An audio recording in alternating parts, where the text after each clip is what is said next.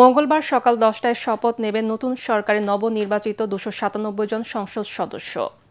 জাতীয় সংসদ ভবনের শপথ কক্ষে তাদের শপথ পড়াবেন প্রধান নির্বাচন কমিশনার এএমএম নাসির উদ্দিন। একই দিন বিকেলে জাতীয় সংসদের দক্ষিণ প্লাজায় প্রধানমন্ত্রী সহ মন্ত্রিপরিষদের সদস্যদের শপথ পড়াবেন রাষ্ট্রপতি মোহাম্মদ শাহাবুদ্দিন। শপথ অনুষ্ঠানকে ঘিরে এরই মধ্যে সব প্রস্তুতি শেষ করেছে সংসদ সচিবালয়।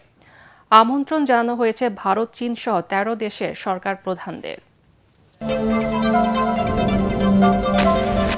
আজ জামাত ইসলামীর আমির শফিকুর রহমান ও জাতীয় নাগরিক পার্টি এনসিপির আহ্বায়ক নাহিদ ইসলামের সঙ্গে দেখা করতে তাদের বাসায় যাবেন বিএনপি চেয়ারম্যান তারেক রহমান। নির্বাচনে বিজয়ের পর তার এই পদক্ষেপকে সংঘাতের রাজনীতির অবসান ঘটিয়ে ইতিবাচক ও সৌহার্দ্যের রাজনীতি প্রতিষ্ঠার ক্ষেত্রে বড় পদক্ষেপ বলে মনে করা হচ্ছে।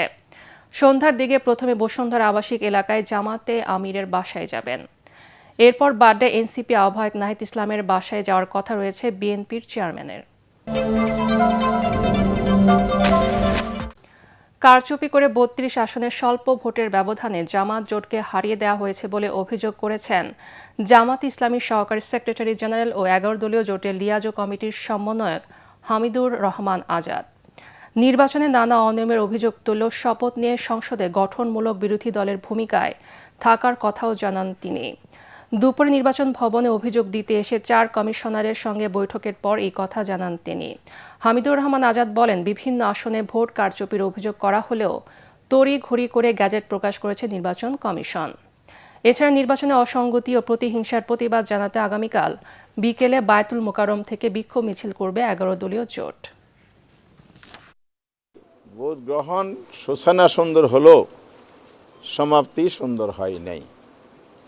এখানে জাল ভোট হয়েছে প্রচুর, কালো টাকার ছড়াছড়ি হয়েছে এবং কোথাও কোথাও হুমকি দমকি, সন্ত্রাস, মারামারি অথবা হামলার ঘটনা ঘটেছে।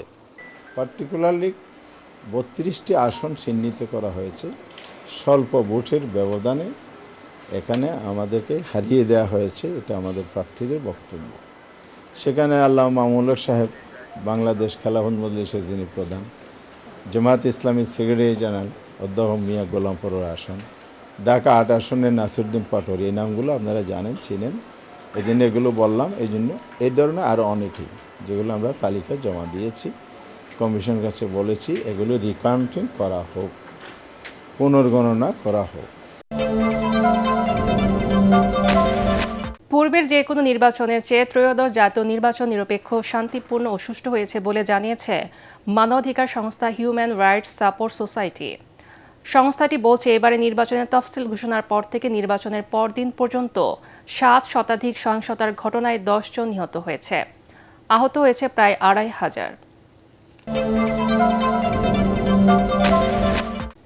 জুলাই গণ আন্দোলনের রাজধানীর রামপুরায় 2 জনকে হত্যা ও কার্নিশে ঝুলে থাকা যুবককে গুলি করার মামলায় রায় আগামী 4 মার্চ। আন্তর্জাতিক অপরাধ ট্রাইব্যুনাল 1-এর চেয়ারম্যান বিচারপতি গোলাম মর্তুজা মজুমদার রায় ঘোষণার এই তারিখ ঠিক করেন বলে জানিয়েছে প্রসিকিউশন। মামলায় ডিএমপির সাবেক কমিশনার হাবিবুর রহমান সহ 5 আসামি পুলিশ সদস্য। এদের মধ্যে একমাত্র গ্রেফতার এএসআই চঞ্চল চন্দ্র সরকার। গত বছরের 7 আগস্ট এই মামলার আনুষ্ঠানিক অভিযোগ জমা দেয় প্রসিকিউশন। 18 সেপ্টেম্বর অভিযোগ গঠনের মাধ্যমে আনুষ্ঠানিক বিচার শুরু হয়। গত 3 ফেব্রুয়ারি রাষ্ট্র ও আসামি পক্ষে যুক্তি তর্ক উপস্থাপন শেষে রায় ঘোষণার চূড়ান্ত তারিখ নির্ধারণের জন্য 15 ফেব্রুয়ারি দিন ঠিক করেছিলেন ট্রাইব্যুনাল। ওই দিন আসামি চঞ্চলের খালাস চান তার আইনজীবী। অন্যদিকে মামলার 5 আসামির সম্পৃক্ততা স্পষ্টভাবে প্রমাণিত হয়েছে দাবি করে আসামিদের সর্বোচ্চ সাজা চায় প্রসিকিউশন।